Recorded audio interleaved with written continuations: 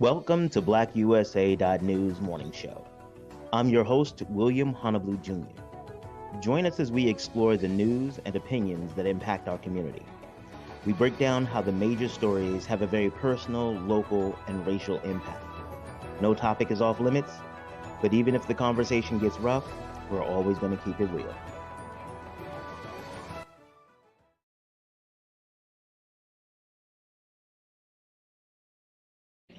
Gentlemen, boys and girls, all my people out in internet land, greetings and salutations. I am William Honolulu Jr., and I have the privilege of serving as the host of the Black USA News morning show. And today, we have an opportunity to talk to an entrepreneur, to a person who, people talk about buying the block. We're going to talk about somebody who has started buying the block. And also, not just that she purchases stuff and that she's trying to build her business, but talk about some of the lessons that she's learned along the way. And as you can see, she's right here with me. I know, the other way. Bianca Jackson, welcome to the show, Bianca. How are you doing today? I'm fabulous. Like I told you, I just woke up from a nap, so I'm ready to go. That's the beauty part of doing a thing yourself. You get to wake up when you want to go to sleep. Let's be honest, when your customers say that you're okay to go to sleep. Exactly. One of the things I tell people all the time about business when they talk about like, oh, I'm going to be able to control my own schedule. It's like, I had one boss and then I got 20. And all of them think that they're as important as any of the other because they paid me. They if it wasn't for them, something, my job, something, pay my bills, something, words, something else.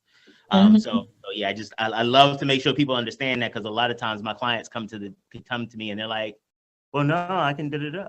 And I'm like, oh, no, honey, that's not even the way it's going to work. Like, let me tell you what's going to happen. But you see, okay, so let me tell you about some of the things about being on the show. I have issues, okay? So like I have not necessarily narcissistic personality disorder, but maybe like narcissistic tendencies as somehow my gravity pulls in all the conversation toward me. So I'm going to try not to do that today, okay? All right. Okay. So in that vein, Bianca, tell them about yourself. Tell them about you, who you are. They know me. They see me every day. Well, so I think it was really important to share where I came from. So I'm not from Baltimore. I'm from Philly, which is about an hour and some change up the road, as I like to call it. I come from neighborhoods very similar to the ones in Baltimore, right? Where you had all Black people everywhere and it was beautiful. And so, and that was many, many years ago. And so I like to tell people I love Baltimore because it's Philly 15 years ago, like before all the gentrification. And so for me, it's like nostalgia. I'm able to walk around and I'm at home. And so when I remember I told people that I was leaving Montgomery County because I lived in Maryland, Montgomery County for about 15, 16 years. Then I moved here. Oh, sorry about that. What's up? Okay. They asked me, why did you leave the richest county in Maryland to come to Baltimore? Like as if it was an insult, right? And for me, it wasn't. It wasn't an insult for me. It was like I was going home. I was coming home, and like to be in neighborhoods and to be able to walk around to see some of the same buildings that look like the buildings that I grew up with, the ones that I used to hang out with my friends and my cousins and my family. Like it took me back to childhood. And so, part of it is buying a block, but also part of it was reclaiming my sanity, like being in control of my mental health. When I lived in the DC area, I remember working in Virginia and it taking me 45 minutes to get there and an hour and a half to get back for 11 miles. 11 miles, right? And so I was just like, forget this. I need to find a way to really cut down my commute. And so as I started looking at other places to go, Baltimore is where God brought me. And so now I'm here. And so I just wanted to share with anybody who may not know of me already. It's like, while I have not grown up in Baltimore, I'm growing up in a Baltimore adjacent city. So I know how Baltimore adjacent. So I know how it works. I know how, or I've been experienced when you are in places where, normally Black people are in power, that they still have businesses, they still have, land and real estate. And so that's changed drastically over the last 15 years. You don't find that as much in Philly. And so I came to Baltimore almost kind of like with a warning, right? Like I've already seen the game, the play that they come out with the game book. And so it's just like, or the playbook, I should say, and just like, all right, people, you may want to get in on this before it turns into New York, Detroit, Philly, any of those other places that were, high population of Black people. And now we're, we'll be lucky if we're 50% of the population. So, and also in those places that you named, it's not just that Black people aren't there. Some of it is that the Black people who remain are the ones who really shouldn't be there anymore because they've been priced out. The people who can actually afford it get more for less money, say in the adjacent county. They still get the benefits of living in the city and working in the city, being entertained in the city, but they take their money and their especially money for schools, because that's a big deal. They take that back to the counties or wherever they live, and it becomes this exploitive situation. And so the only people who are left are the people, again, who shouldn't be there, or let me take that back, who we should have protected before all this change happened. And that's the big word, protected, right? So I think protection also comes with education and access to resources, right? And so when you have somebody kind of sound an alarm, like, hey, I'm not from here, but I'm telling you what they about to do, like, hopefully is enough warning to, inspire people like, okay, like if I come here and I'm doing really great work in the community, like I'm not trying to exploit anybody. Like I'm really like I'm putting my resources into a new community that I'm not from. You would think that that's met with like, okay, we hear you, right? So how can we come together and really figure out how to make bigger impact? And so that's what I came to Baltimore to do. And so I learned some really valuable lessons coming here. And I know we learned about doing business in Baltimore. Yeah, and we talked about this off camera, but I would say when I first got here, there were 5 names that I got, right? All Black men. And people told me I need to talk to these men. So I talked to all of them. I know them from a can of paint. Some were nice, some weren't, but I still went through the list, right? But for other people who weren't necessarily from Baltimore, they were telling me things like talk to the politicians.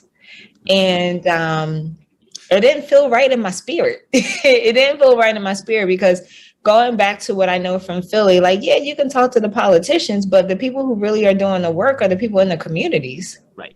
Right. So you go talk to the people in the communities and figure out how you can be an asset, how you can amplify whatever they're doing, work with, people in the community. Like for me, I chose artists because art is what I love. Right.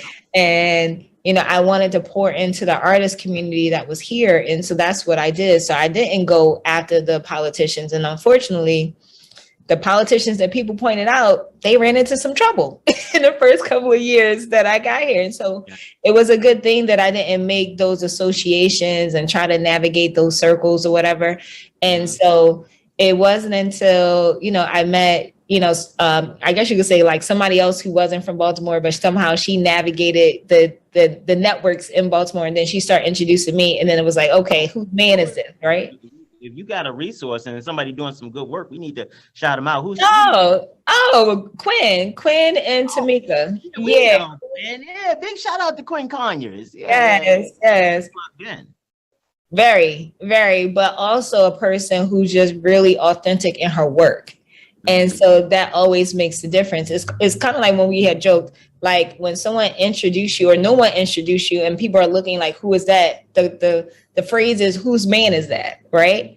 And if nobody can claim that man's, that man's is going to stay over there until somebody can claim him or someone can say something like, don't claim that man's, right?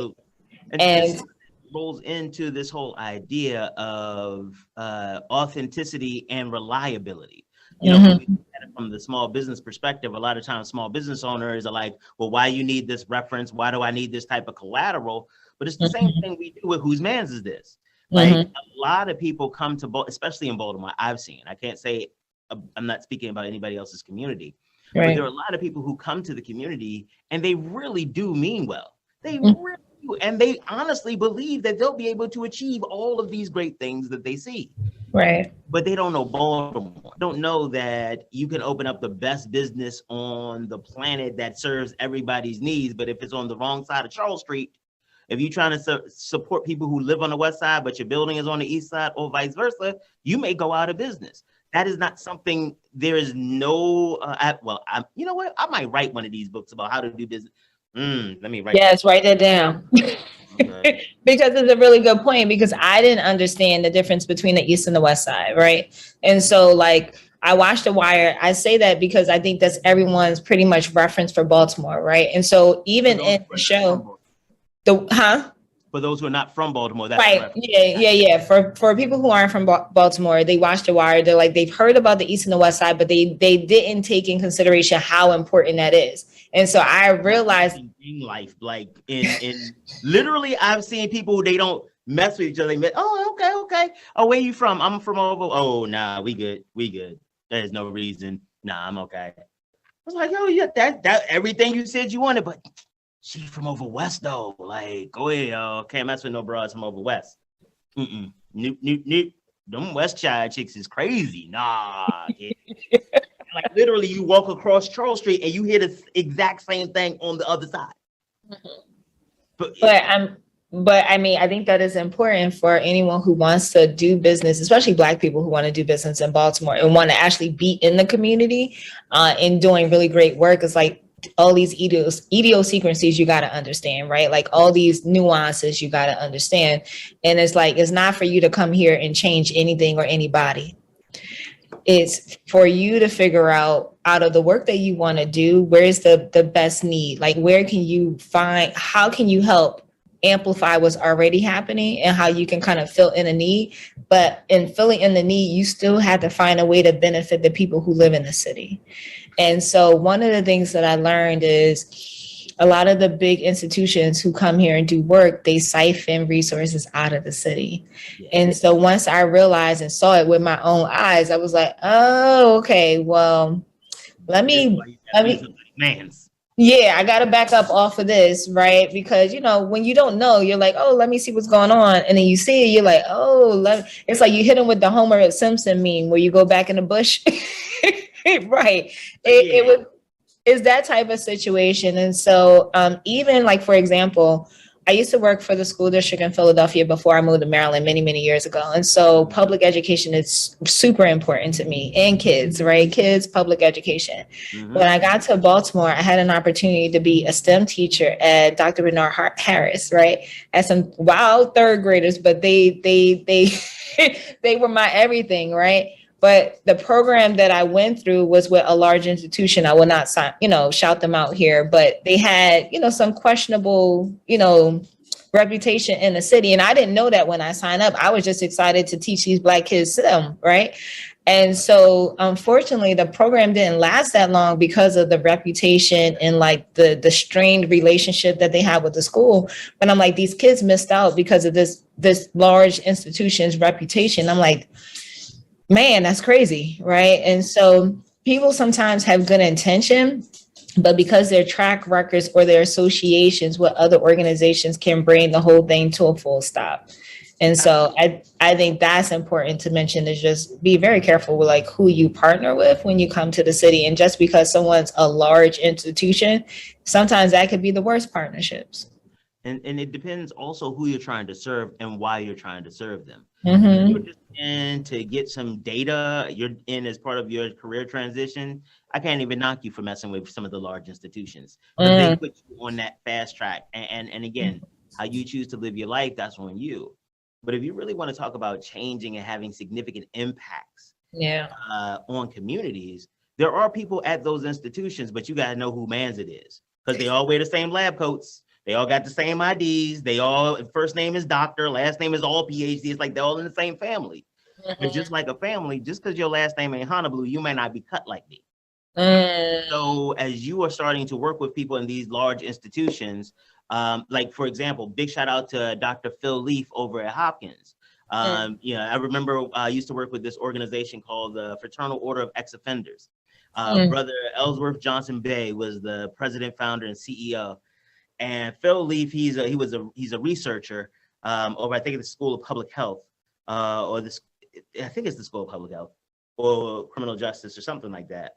And he was coming into the community, one of these community meetings, and he's there and is looking very professorally, and he's like, we want to do this study and the data, so this data can help us understand more on this. And Brother Bay got up and said, "White man, get out of my neighborhood experimenting on us." Oh, wow. That what you did right there, all of that. It was, oh, okay, all right, this is what we're doing here. Okay, yes, but I guess we're here now. I guess that's what this meeting is now. Okay. I mean, like, how do you come back from that? But you know what? You know how he came back from it? He's like, "Yep, I'm a white guy, and I'm trying to do the best. I would like to work with you." Okay, so that's cool. But honestly, we've been in the game long enough. We hear that all the time. He actually work with us.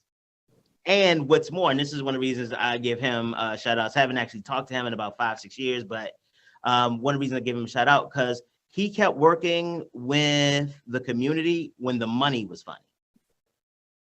So like he found resources to continue the work when there was a break in funding of a grant that the community project that he had been working on with the community. And again, some of it was self-interest because it kept his research going and stuff like that. But it would have been easier, real talk, for him to start again. Just to find another organization, and honestly, probably better quality data, because now you have a comparison group. But instead of pushing it that far, instead of just digging in that way, he found a way to keep that program going. And so again, whose man's is that? We not boys, but I claim Phil Leaf a little bit, you know what I mean? You gotta still check him out for you, but I know him, I know. And that's the other thing in the community, people don't understand. There's levels of how much is my man's you are. Yeah. There's something like Keisha Wallace, Nicolette Lewis Saint, Dr. Nicolette Lewis Saint. There's certain people that Brian Olds, certain people that if I send you to them, I don't even think about it again. Erica Myers. Now there's some of them, like I'll call you first, be like, "Hey, I'm about to send somebody over to you because I need to give you a heads up because I know you, I know them. I might need to you might bump heads, whatever." But there's levels to it, and some of those levels, depending on who sends who to me, changes honestly how I engage you. So for example, Quinn sends somebody to me, I'm like, okay, they get a lot more of my time, and I'm willing to hear them out further than if I just meet them. There's some people that if they send somebody to me, given their track record, I'm like, okay, this is going to be a 10-15 minute meeting that's going to go very, very quickly unless they say something good in the first 3 minutes. Because the person that sent you has a track record of sending me trash, or clients who are not ready yet, or at least clients who lie to themselves and to me about their readiness. Oh, wow. So again, I may know because who referred you. You may know, kind of like I'm sure that you've had, and we ain't gonna get to talk about your business because I'm just having fun talking to you. I apologize. No, it's okay. No need to apologize. But like I'm sure you get from time to time a certain type of person or a certain type of organization who comes in is like, "Oh, I'm looking for this, and we're gonna do all of this stuff, and then we're gonna do this, and then we're gonna do that. Oh, can you do this? Because we might even need to build out this and that and bring in this and have this." And then it's like, yeah, but we got like a $750 budget. How much? You got streamers? Let me tell you something. What's funny about what you just said? That happened last night, not necessarily on the budget end. Someone called about a venue. Their venue canceled at the last minute. Their event was supposed to happen on Saturday. So they asked for pricing. I gave them, they're like, "That's it." I'm like, "Well, should I charge you more?" Right. So we kind of started laughing about that. And so she was really excited. She's like, "I'm coming down there tomorrow. I'm here waiting for the tour." Nobody shows up at the time. I text her. She goes, "Oh, well, thanks for reaching out. I'm not coming." How we go from super excited, thanks for almost saving my life, to you don't even tell me you're coming for a tour that you booked yesterday. Right. Less than 24 hours ago, I'm sitting here waiting. Now, one of the things, there's a couple stuff. Wow. Couple things. Yes. I want to talk about. And sticking with the business theme for right now, like, how do you, because I know as an entrepreneur for me, like because I deal with a lot of disinvested members of disinvested communities, time is not necessarily something that a lot of people are even capable of managing themselves. Yeah. Because if you're taking a bus to come and see me, you're not the driver. Like there's nothing that you could do to make that work. Right. So what I do is I like have extra work to do. I always assume I look like a homeless person most of the time I go places. I have bags and computers. Like I could set up a whole studio anywhere I go at any point in time. You never know what's gonna pop off. You never know. Got lighting and everything. Oh, by the way, that's how I'm here today because I had a bag with me and I'm here live. Here at live from Light Health and Wellness Comprehensive Service Incorporated. Nice.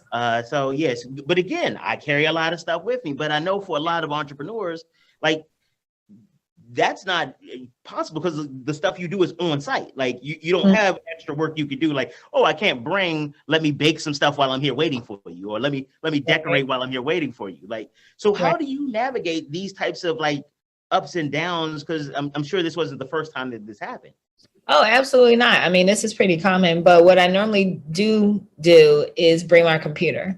So in the moment where someone books a tour and they don't come, it's just like, okay, well, I can go catch up on the financials, right? I can see how much money we made. I can see how much more money we need to make. Like, I just really try to keep an eye on that. And also I keep like a running list of to-do stuff, right? And so for anything that's like small tasks that I can probably knock out in 5 to maybe 20 minutes, I'll start working on those things and maybe things that don't require a lot of brain power. In those moments where there's missed appointments or people don't show up for the appointments. Yeah, basically missed appointments. Yeah. That's real progressive about how you like actually deal with the activities you go in. But let's be honest, how you deal with it emotionally. Because I know sometimes it's like, especially like, okay, so I'm gonna give you a scenario, me being in there. Okay. I get the phone calls like, oh, what? And because real talk, as an entrepreneur, when I get the call and people start booking stuff and getting excited, I automatically figure out what I'm going to invest that money in, what bill I'm gonna pay, so this is my case study, not yours. I ain't gonna put this on you, put this on me. So I'm on the phone, I'm like, oh shit, that's a whole car payment and insurance. Yeah, come on in tomorrow. And overnight, I'm like, I'm gonna say this, and then I'm gonna do that. I got my contracts ready? Okay, all right. Oh, I was because as an entrepreneur during COVID, especially, sometimes things get a little tighter than you're comfortable and used to them being. And so you sitting there and you're like, all right, they coming in. You know what? I thought they'd be early because they was excited, but they got 2 minutes. I mean, they only like 2-3 minutes late now. Parking take we got a parking lot, but maybe, they could be wrapping up a call. Are you funny? But yes. And then you text, hey, because you feeling a little nervous and anxious and some more stuff. And so, but you don't want to sweat them. You don't want to seem like, yeah, so just checking in. What time can I expect you? Right. And they like not comment. You bitch.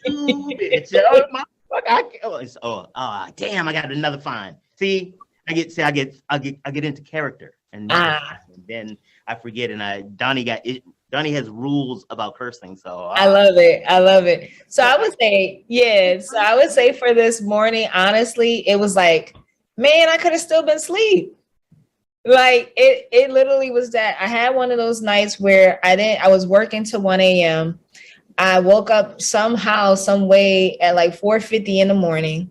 Then I was looking around. I was like, I should go back to sleep. Went back to sleep, woke up at 7 and like 7:50. And the appointment was at 10. So I got myself ready, to get ready for the tour, got there. And I'm like, okay, so I literally could have been asleep. So that was the first thing. The second thing was in having the conversation like via text, it was this, I don't know, I just felt this disregard for my time. Yeah. Then I got mad. I got mad. And then there was I had 1 second where I was about to say, well, normally when people can't make it, they let me know. Right. I almost said that. But then I dialed it back. Wait. The petty is strong with you. I sense a commonality in the force. Right. But a lot of times I don't let it out. But one of the first thought is petty, right?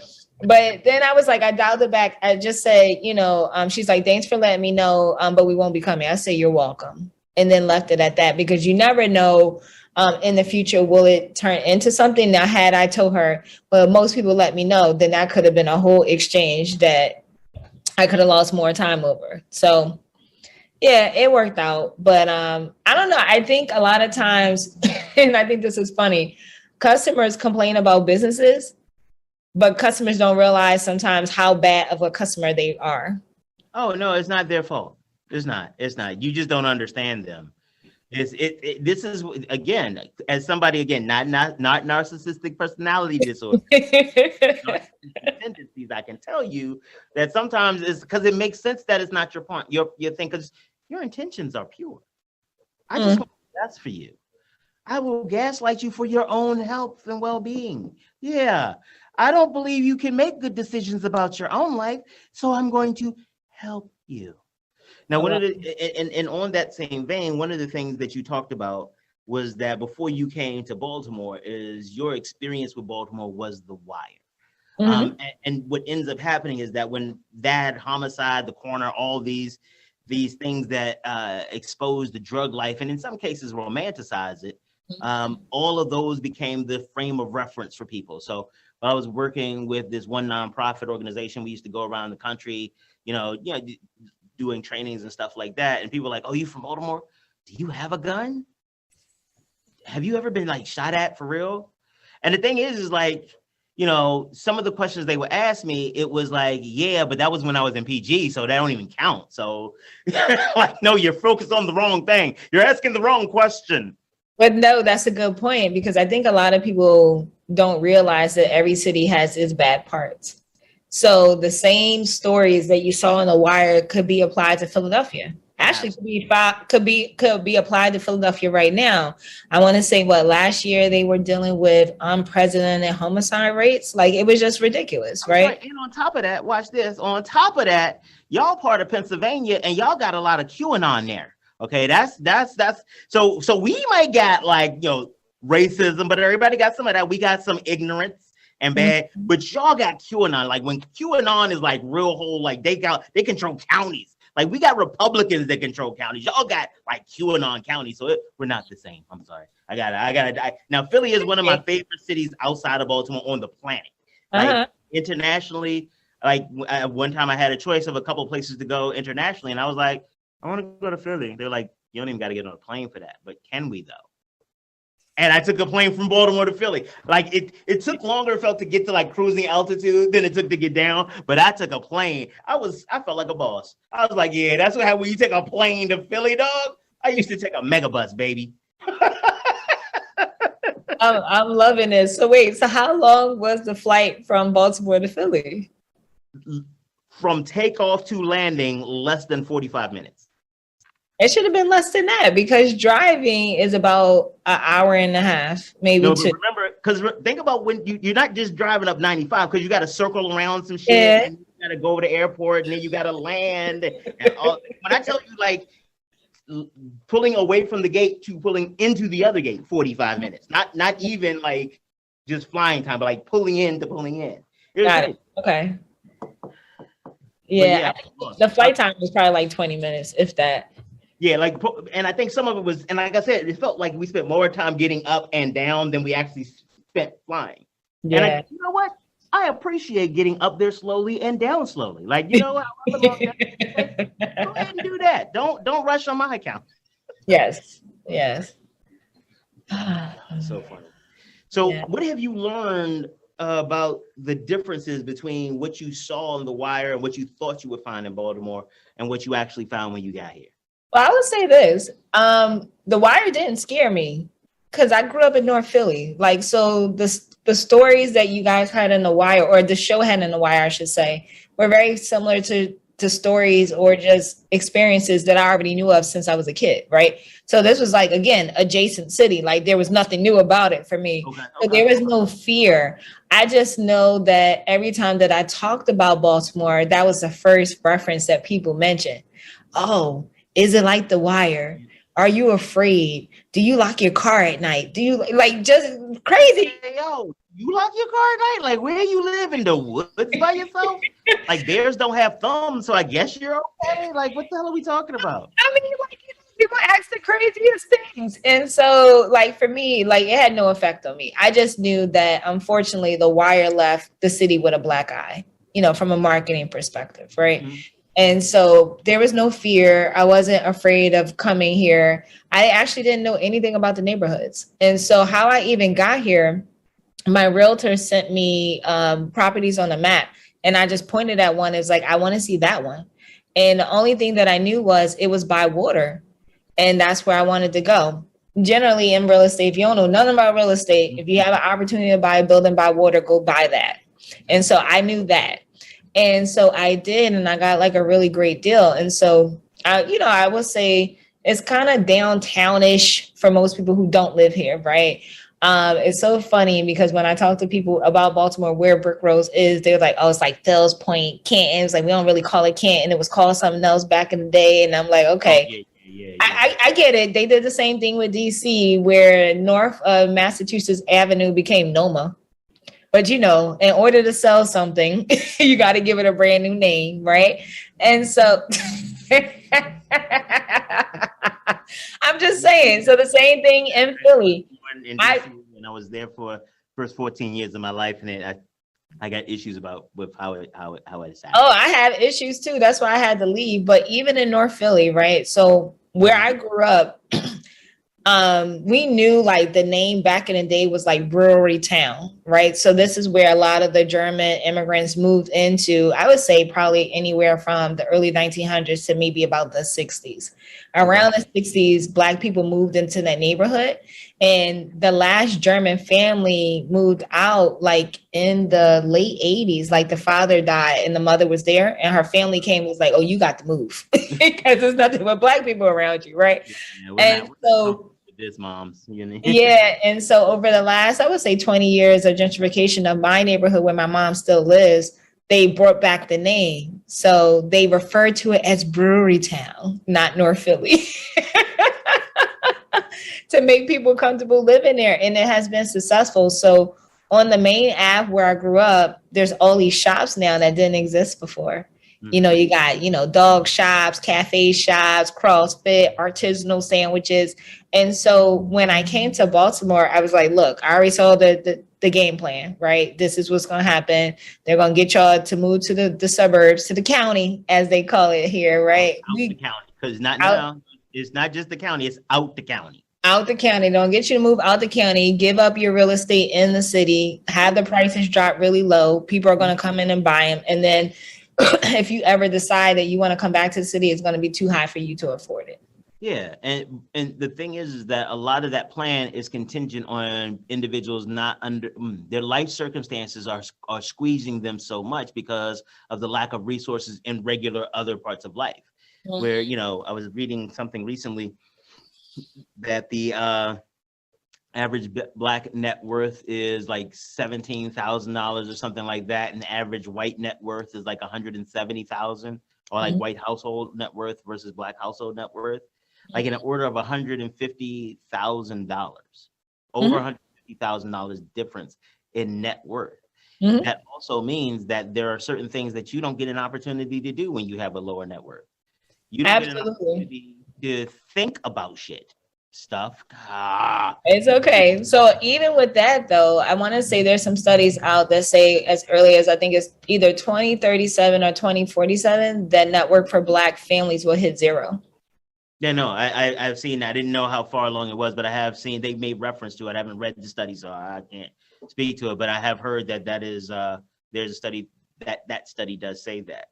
Yeah. And so that's one of the reasons why, we kind of, I wouldn't say pivot, but added, for the business beyond just live events, but events in the metaverse, like really exposing people to technology so that I feel, me personally, Bianca, feel like one of our best efforts for mass generational wealth transfer is through technology for Black people. And so I really, through Brick Rose, my goal is to help as many Black people understand, like, one, what is this technology, and then how can I use it to make money?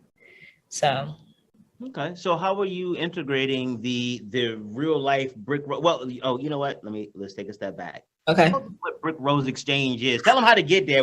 How long we been here talking? I ain't even talk about the address or nothing. Yeah, so She seemed like a really nice lady, and I enjoyed the conversation. But like, what'd she do again? okay. So Brick Rose, I like to describe it as a collaborative meeting space, right? So we engage the community audiences live through live events as well as events in the metaverse. What that means is, we're actually physically located at 2216 Boston Street in the Canton neighborhood near Fells Point.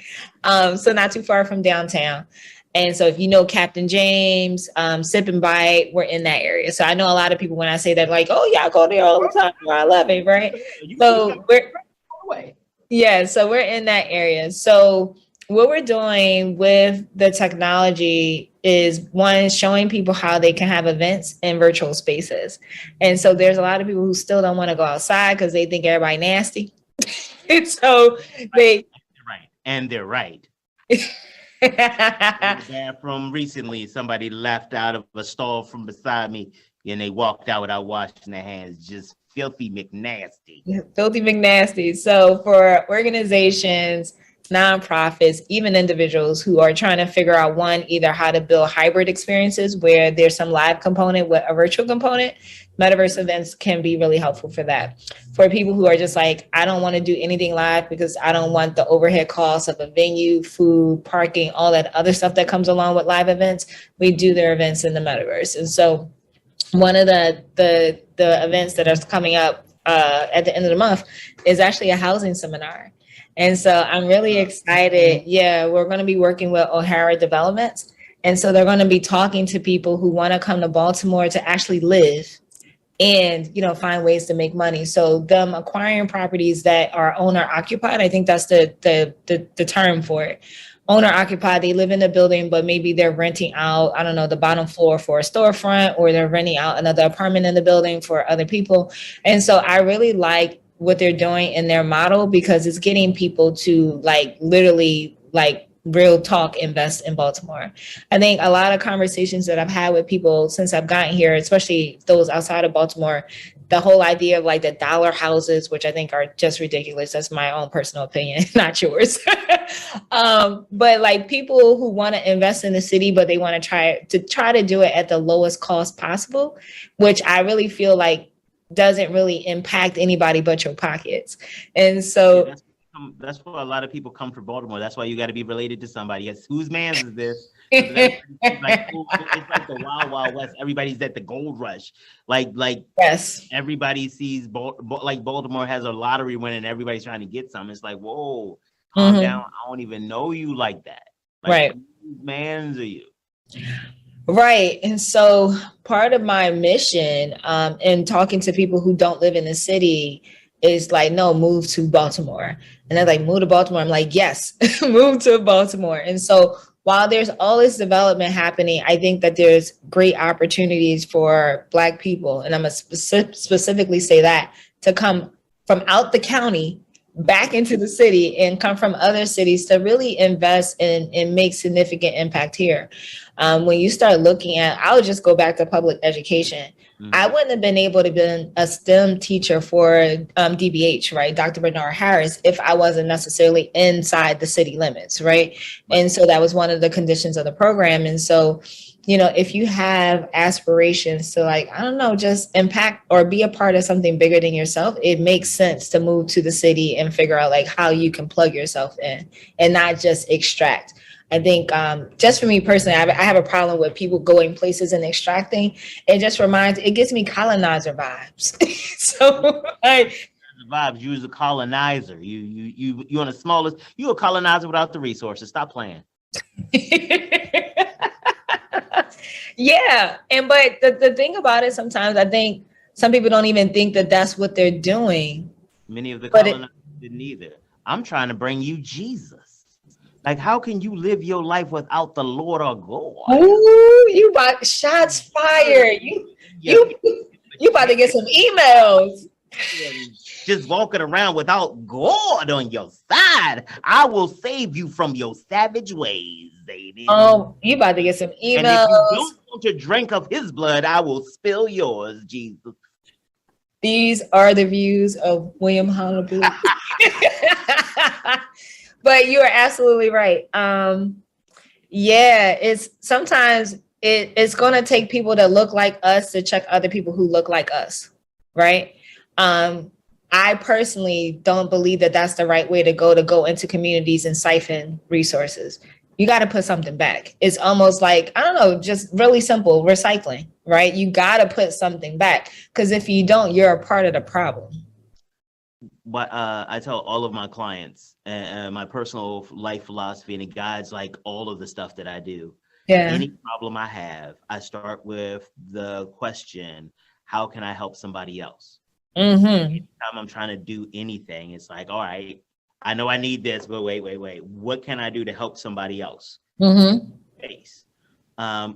I find, some of it is my own mental health trauma and stuff like that. No doubt, like I'll own that part. But for a lot of us, especially in the Black community, being Black is traumatic by itself. And so there are a lot of these things that we have grown up with, a lot of the things that in many cases our parents did to try to help us survive, that really made us less capable of thriving.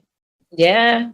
There have been times, where it's like, hey, so I tell I share this with the audience often. It's like, I'm kind of embarrassed that when I was in high school and they talked about the Nazis and they were talking about how bad the soldiers were. And I was like, the soldiers weren't bad because they were just following orders. So long as you're following orders, you don't have to get in trouble. You're just doing what people told you to. I hadn't realized how I had been conditioned for that for a number of reasons. One of them was because that's how we stayed safe. I grew up in DC in the 80s with the young crew. Rayford Edmonds was running stuff in DC and PG before PG was Black like that. Like we, in where I grew up, started this whole more than 300 a year killing. Wow. And so, my mother's a good Christian woman. So she was like, oh, no, you all can't go. Anything I tell you, you better follow. You have to follow directions, because it was literally a thing of safety. If I tell you don't go over there, you just see that they sell ice cream in that store. You do not see the men you have to walk by in order to get in there. And so, she had to condition us and my dad that we follow directions. I don't need you to make judgments. You don't know enough about this world to make judgments. Plus, they were from little podunk towns. Like literally, the first time I drove as a grown up to my dad's town, I drove by it. I not even joking. Swear to God, I drove by his town. My mom's town, literally now in 2021, that was last year, has two. No, they got it in 2000, summer 2000, the second stoplight in the town. So and so they moved from there in 50s and 60s, 60s and 70s to DC. Yeah, and then in the 80s, all the crack happens, and they really do teach us for our own safety some things that become challenging and problematic as we get older. You know what? I'm over here like lighting up, and I was like, should I share this? Should I not share? I'm going to share it because this is the type of conversation we have now. It was actually just in my spirit this week how my parents and like my grandparents kind of taught us, don't mess with white people, right? Don't mess with white people because we don't want you to get hurt. We don't want you to nothing, right? And like how we know you can be lynched. They exactly might be right now. I was with you. I got told the same kind of thing. Yeah. So my grandmother is from Fairfax, South Carolina. So it's a little small town, like in the country, right? My dad grew up there partly, right? And then he went back for high school. And I just remember, and so my family, my dad's side of the family is like Gula Geechee, right? So the coastal north, so they got all that going on, right? The past history and whatever. And I just remember thinking about them always saying, don't mess with white people. And I remember I said that to one of my girlfriends, and she just looked at me like we were in our 20s and 30s at that time. And she just like, what do you mean? And like, it was just so ingrained, right? As it was a mechanism for safety. Yeah. And like, even now I'm thinking about how, while it may have served me then, it's not serving me now. And so they're people just like everybody else, right? And like, the other part too is that you have grown to be more capable of navigating those spaces. The same store now I can walk through or assess whether I should or not. Because I have greater experience. And all the dudes standing up there, like, depending on who they are, they may see me with the little grin, like, oh, what's up, Unc? You coming through? Yep. Hey, young man, how you doing? Like you keep the neighborhood safe, brother. All right. See, I got enough grade I can pull that off. Or it could be like, what's up, y'all? Cool. Depending, because again, I'm in that real awkward age where I believe I'm still cool. I know I'm not. I know I'm not. But I'm still young enough to believe that there's still some vestiges of cool in me. Like as I look down at my New Balance, like legitimately look at my New Balance right now, I realize that is a false statement altogether. I think I jumped the shark. And cool. I've never really been cool. Let's be honest. Like I looked at my high school yearbook photos. I was like, yeah, no, you're good. You were the most likely to succeed. That's pretty much it. That's your claim to fame. That's pretty much it. The best. No, that's it. No, you're good. You're good. That's a good one. Be happy, sir. You don't need clothes. You don't need cool. Yeah. Sorry. I like, hey, they know. You might not know. They know this is still all part of my therapy. I'm working through a whole lot of stuff. And yes, work through it. So, you know, y'all, we all have, it takes a village to make me healthy. Okay. That's what we're doing. Very good. One of the things that you talked about, well, actually not to them, to me, I keep forgetting they weren't there for that. Right. You talked about how you had to pivot during COVID. Yeah. You opened up your business before COVID, right? Mm-hmm. Yeah, you had things were going COVID free, and then COVID hit. And your business relies, like your entire business model is people coming together. So like, this seems like it would be a problem, and you're still here. Let's put so big ups to you. We were 2022. We got literally 2 years under our belt, and you're still here. So big up to you. Much props, because there are a lot of people who were not, and again, legitimately under no fault of their own, who were not able to survive. So big up to you for that. Well, you know what? I want to talk a little bit about that because it wasn't all roses even before COVID, right? Okay. And so let me share that because I think this might free somebody. So I got the building in December 2018. Mm-hmm. I didn't come here to start like really working on it until like February or March 2019 because it was snowing. It was pretty bad winter, right?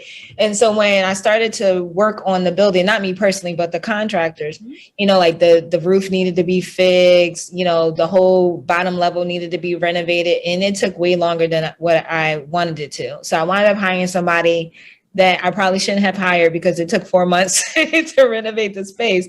And that one was because I didn't know anybody in the city yet, right?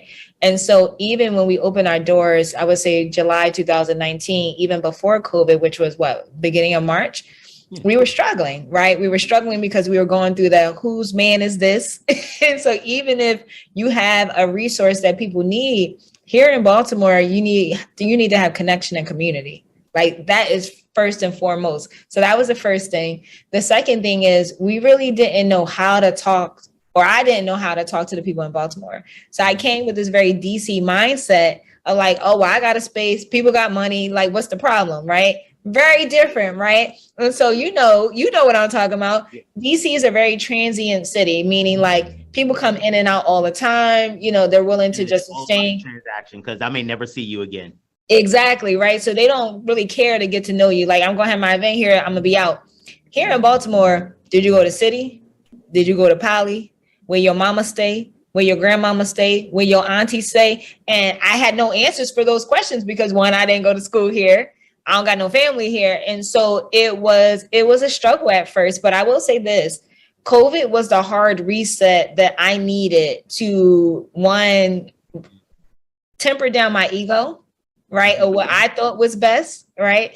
And start to listen to people who are from the city. So I actually hired people from the city and we were talking about like how things get done in the city. And then that's when everything changed. So I think that for anyone who wants to come to Baltimore, don't just try to come here with your team. Just don't kind of come here with your team because you're going to fail, right? Like unless you have like big relationships that, you know, already they're funneling money to you. But like if you're starting mom and pop startup or whatever, work with the community, hire people from the community. You know, be careful when you hire people from the community. First thing you need to know is get to know who they are. Yeah. Because one of the things that happens is that there is a whole group of people who do business in Baltimore, specifically with people who are not from Baltimore. And some of them are very good at it. Like some of them, like if they, Stephanie Jerger, If Stephanie Jerger brings somebody to the table, they're absolutely cool because I know she protects an engaged community. Darnell Wharton, one of the co-founders of Ceasefire. So if he brings somebody in, I know that they're coming through. But then there's some people who they just do enough to sell people who are not from here about their connects. They talk to you about you building your thing on the east side, and they bring you to the west side or South Baltimore and introduce you to all the people they know. And it's like, oh, cool. So you're not from here. You like, hell, they got a whole room of people down in South Baltimore. Cool. So it's one city, and next thing you know, you're investing in this building that nobody's going to come to because nobody from South Baltimore is coming to East Baltimore. Yeah. And so it's those kind of things. So again, make sure that you get to know people genuinely. And to your point, start with helping somebody. Start with, because everybody says they're going to everybody is so good in potential. Oh my God, the future versions of yourself were so amazing. Like the future version of me, when I was little, the future version of me could fly. He had invented a jetpack that he turned a chair with some boosters on it. He could do all of that. Mm-hmm. Now, and I thought about the math. I drew a picture and everything. Yes. And like with the fires in that. So like, you should have invested in it. It makes perfect sense. Look, you put it on a chair, you can fly. And it changes the entire transportation industry. And that sounds ridiculous, except that some people's business plans sound like that. Yeah. Like, oh, I'm gonna make this is the one I love. I'm gonna buy a big building, I'm gonna convert it and make it so that people could live for free and it'll have wraparound services. Because you are the first person in the world who has ever thought about that. Nobody else in all the history of Baltimore has thought about that, except in the 20 years I've been doing business consulting, I've heard that idea 4 dozen times at least. And one of the things I tell them is that, think about this. Either you believe that you are so creative that you have thought of an idea, a pretty, what seems to be obvious to you now, but an obvious idea nobody ever thought of, or that you somehow have the resources that nobody else has ever had. Sometimes things aren't done because there's a reason. Now, if you find out why they haven't been done that way, and you can figure out a way around that, that's different than just saying, I'm going to do it because it wasn't me who tried the last time. Well, I did try and tape 4 blow torches to the bottom of a chair. I did not achieve thrust. It did not. There was no thrust involved. And it did not work the way that my picture said it was going to work. Mm-hmm. And that's what many of my clients sound like when they talk about their business plan. And that's what some of them end up being. You end up with a scorched ass hole in the carpet, wood, in the carpet through the wood through the carpet, and you end up with a beating like you did, like ta-da, and in adult parlance, that beating is the debt that you're carrying for the rest of forever that you tried to pull together. Right. That beating is the harm in your reputation and your ability to even do activities that will be part of your identity from this point on. And you won't even have a good story about setting your house on fire like I do. No, absolutely not.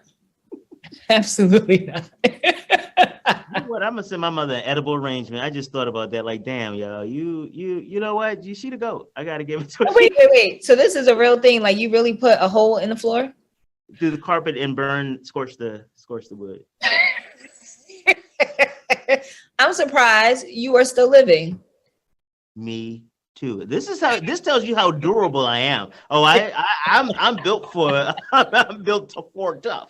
Yeah, and I have proven I got literally scars to prove it, y'all. Don't get it twisted. I'm not always wearing a button-down shirt. Yeah. So as you were talking, I was thinking about something, and I'm not sure where to connect this to, but I wanted to just shout out the first organization that actually gave us a grant, and it was a local organization here in Baltimore. So collectively. So shout out to James. Big up Jamie. Woo. Yeah, Jamie's a good friend of the show and to the channel. We love Jamie and the work he's doing at Collectively. Yeah, absolutely. We're gonna shout out Jamie. Yeah. And so like that happened in the middle of COVID, and it, someone told me to apply, and I did, and it was like, hey, you got it. And I was like, thank you. Thank you. But it just says something like, when your first piece of capital that's non-dilutive, right? So for, for those people who don't know, non-dilutive, it basically no one's getting any ownership of your company, right? Where someone just looks at the work that you're doing and say, you know what, we want to fund what you're doing. I'm just really happy and thankful that it was a local organization in the city. So it just, validated to me. It's like, all right, so what we're doing, people are noticing. And so that's a good thing. Yeah. Absolutely. And that's a wonderful thing. I just looked around. I was like, oh, we because I got to make sure we say it, because I have show notes, because I get excited when I talk to people that I know, so I have to remember. So one of the show notes is make sure you give her an opportunity to sell something. That's what every note is like. Before it's over, make sure you. And I looked at the time and I was like, oh, we got to give her time to sell something. So tell these people how they can give you some money. Yeah, absolutely. Go ahead, tell them that. Yeah, so two ways, right? So right now, like I said, we're doing live events, but for those of you who don't want to do live events and you want to like do some type of hybrid or even event in the metaverse. And so think about anything that you could do on Zoom, AirMeet, or Hopin, you can do in the metaverse. So, don't get like, it's not that complicated. It's real simple. And so those are the two main ways that we're working with people right now here in the city. And so there's some other things that we're doing behind the scenes, like some trainings and some boot camps to really help small business owners understand what is possible in the metaverse. Because like I said, I don't want Black people to get left behind. My background in this work, is from 6 to 7 years ago. I was doing this work when I was in corporate. And so I saw what they were using it for. And I'm like, oh, this is going to be a gold mine, right? But I want to make sure like our people get the information, because let's see what we can do as increasing net worth from 17,000 to 117 or 250,000 or to $1 million. Like, I just don't want to get, almost 15 years away where we're at zero and we're almost in this state of like, servitude, indentured servants, slaves. Let's not say that word, but it's a very real possibility where we have no negotiating and no buying power. And so I don't want that to happen.